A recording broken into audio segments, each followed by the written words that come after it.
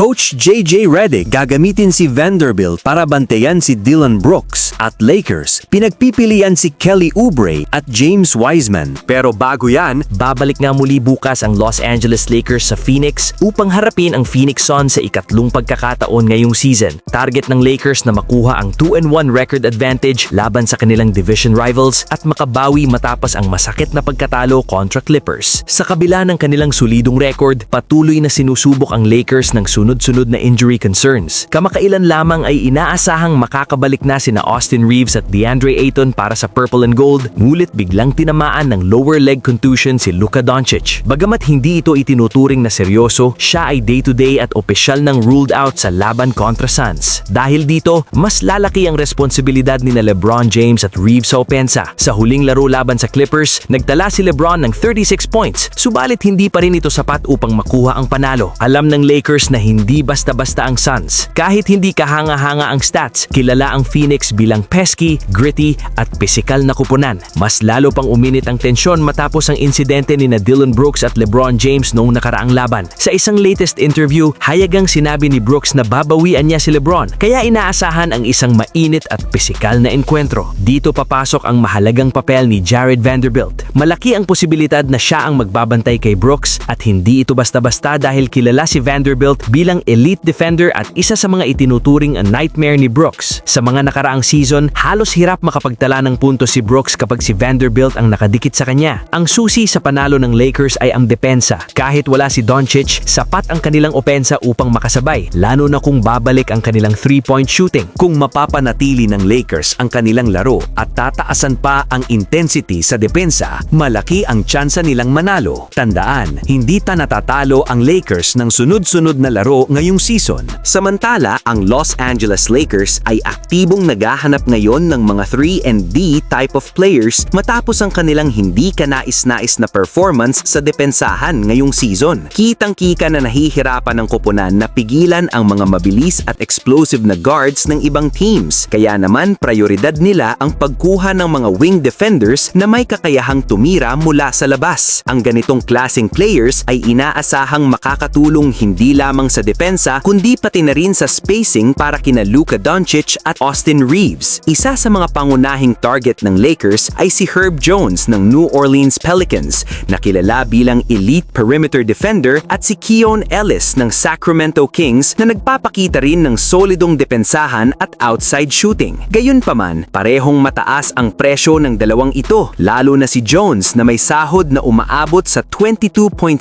million kada taon. Dahil dito, tinitingnan ng Lakers ang mas murang opsyon kung sakaling hindi kayanin ng kanilang assets ang hinihinging kapalit. Isa sa mga alternatibo ay si Derrick Jones Jr. ng Los Angeles Clippers. Subalit tila hindi bukas ang Clippers na makipag-trade sa kanilang apitbahay na Lakers kahit pa handa silang makipagnegosasyon sa ibang koponan. Dahil dito, napipilitan ang Lakers na tumingin pa ng ibang mas realistic na target. Dito pumapasok ang pangalan ni Kelly Oubre Jr. ng Philadelphia 76ers. Isang mas tipid ngunit epektibong opsyon si Oubre na kasalukuyang nag-average ng 17 points at 5 rebounds kada laro sa 50% shooting mula sa field habang sumasahod lamang ng $8 million kada taon. Kung ikukumpara, mas mabigat ang kontrata ng ibang role players na may mas kaunting kontribusyon. Sa panig ng 76ers, naghahanap sila ng mga spot-up shooters at posibleng magpakita ng interes kina Dalton Knecht o Gabe Vincent. Ayon sa mga ulat, umiikot na sa trade talks ang pangalan ni Oubre Jr. dahil sa kanyang expiring contract. Sa kasalukuyan, naghahanap ang Lakers ng isang 3-and-D wing, ngunit ayon sa ilang analyst, maaari rin nilang ikonsidera si James Wiseman na kasalukuyang nasa 10-day contract sa Indiana. Kapag hindi ito na-renew, may pagkakataon ng Lakers na kunin si Wiseman bilang backup ni DeAndre Ayton na maaaring maging praktikal at murang solusyon sa kanilang frontcourt depth.